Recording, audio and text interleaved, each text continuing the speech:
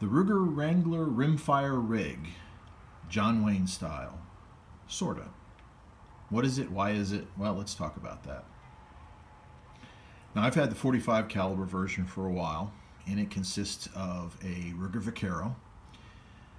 Now, I know John Wayne carried a Colt or occasionally a Great Western, but in this case, we're doing it up with a Vaquero in 45 Colt. Grips are Arizona custom grips, the imitation aged ivory, and these are smooth on both sides. These are not the finger detent grips. Arizona custom grips may offer those. You'll have to check with them.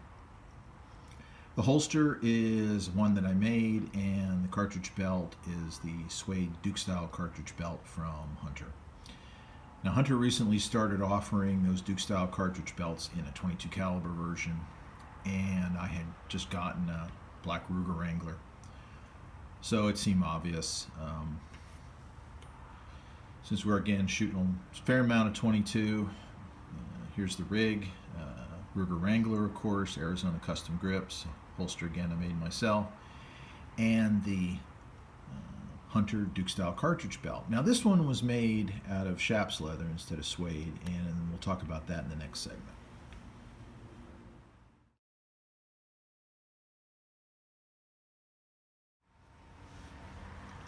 Let's start with the belt. This is the new 22 caliber belt. This is the 45 caliber Duke style cartridge belt that I've had for a while. Now, when Hunter started offering these recently, these 22 caliber belts, so I ordered one, and unfortunately it went on back order 4 to 8 weeks. At the 8-week point, I received both a phone call and an email from Richard at Hunter to let me know that they were unable to find a source for the rust-colored suede they normally use on these Duke-style cartridge belts. Again, this is the 45. But instead, they would be doing a run with chaps leather. You see here on the 22. And the email I received had a photograph of a completed belt, and he asked me over the phone if I was still interested. I said definitely. And a couple of weeks later, the 22 belt came in the mail. Let's just take a quick look at the label that was on the bag that this came in. Hopefully that shows up in the light here. You can see it's a size large, a 40 to 45 inch waist. These come in 3 sizes, medium, large, and extra large. Make sure you measure around your waist with a cloth tape measure where you're going to wear the belt so you get the right size. You see it's got 25 cartridge loops on here.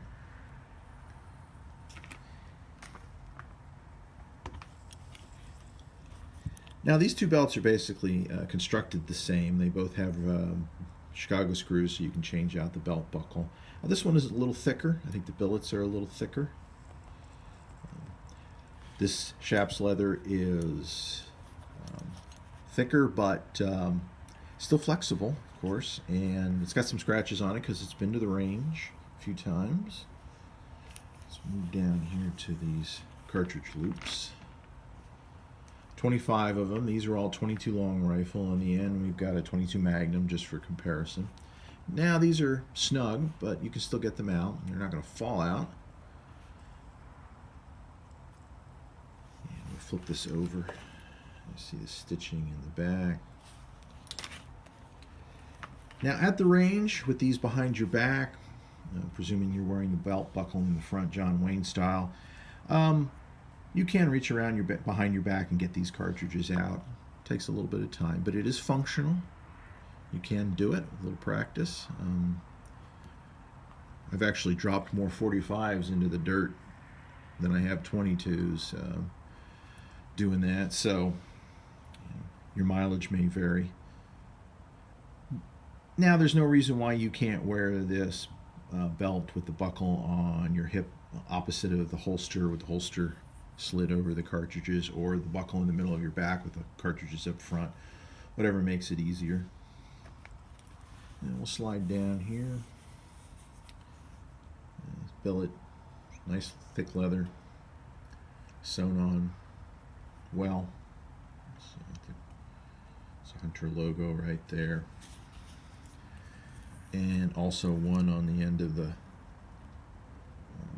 billet here.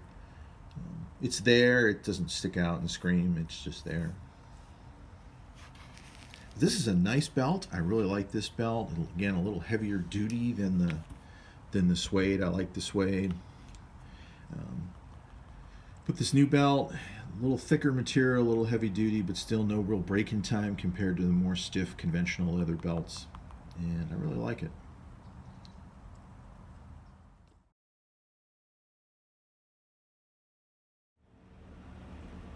I made the holster out of 7 to 9 ounce leather.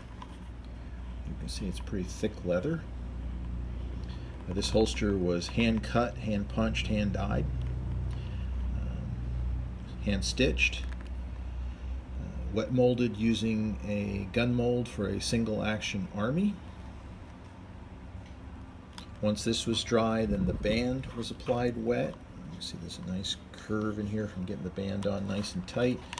And then it was secured with 2 Chicago screws. The band was, and those screws have been Loctited, so they should be staying where they belong.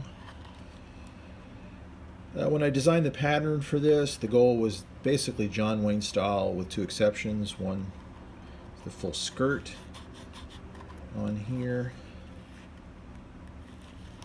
and whereas John Wayne's holsters and most of the Duke style holsters you see for sale had a trigger guard that sort of came behind the trigger, more of an enclosed trigger guard. I prefer a more open or abbreviated style, and you can see when it was wet molded using the single action army mold, you can see where the trigger guard sort of popped out in here.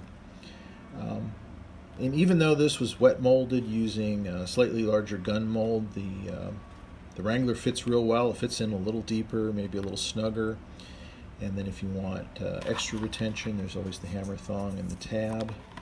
This holster was finished inside and out with acrylic resin, and it's been to the range, but it's still got a little shine. That won't last very long. If you're interested in making holsters, you'll find lots of videos on YouTube. Tandy sells not only the leather, but the patterns. You can also make your own patterns, modify patterns. If leatherwork isn't your thing, then Hunter does make some really nice holsters. You'll also find some nice holsters on Etsy.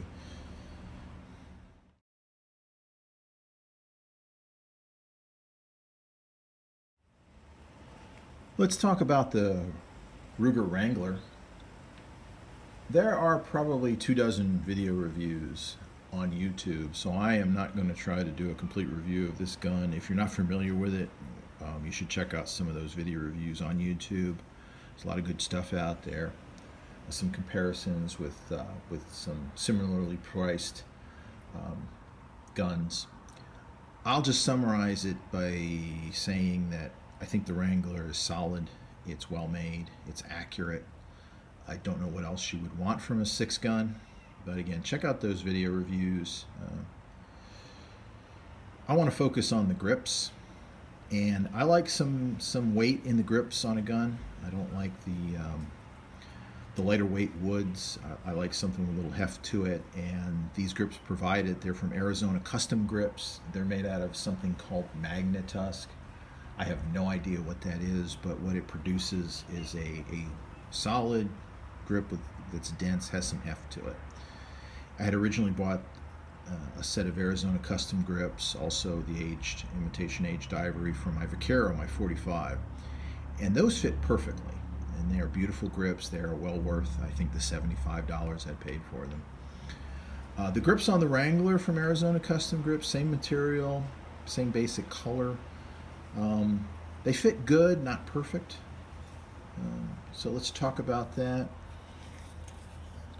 First, let's safety check the gun, and you'll see that there's no clicks. This is a free spinning cylinder on the Wrangler. Goes both ways. It takes a little getting used to. First, here at the bottom of the grip frame, you will see that it is not flush. The grip frame still protrudes a little bit. So that's the first thing. Second thing, we'll flip this over and see if we can get a shot of the screw. You can see the other end of the screw protrudes just a hair. It is not flush. On my Vaquero, the grips I got from Arizona Custom Grips, this nut or grommet was recessed into the grip, so even though the screw protruded a little bit, it did not stick out. It was flush here. And on those Vaquero grips, it was also perfectly flush. I mean, almost like it was a custom job, grip job on the Vaquero. This one, not so much. These were also $75, and if you look at those things that I've just shown you and say, well, it's a lot of money for grips that aren't quite right, I would agree. On that, you might want to check out Etsy. There's some nice grips out there for about half the price. But I wanted these to match as much as possible the Vaquero. I mean, as much as you can match a small frame 22 with a full-size frame 45. But I wanted to get the same feel, the same heft, and it provides them. It delivers what I want, so I am happy with them. Again, if the price tag is a little high for you because of the fit or because it's a $200 gun, check out Etsy. If not, Arizona Custom Grips is on eBay. They sell a lot of nice grips. They really are nice. So check them out. And that's all I've got about the grips.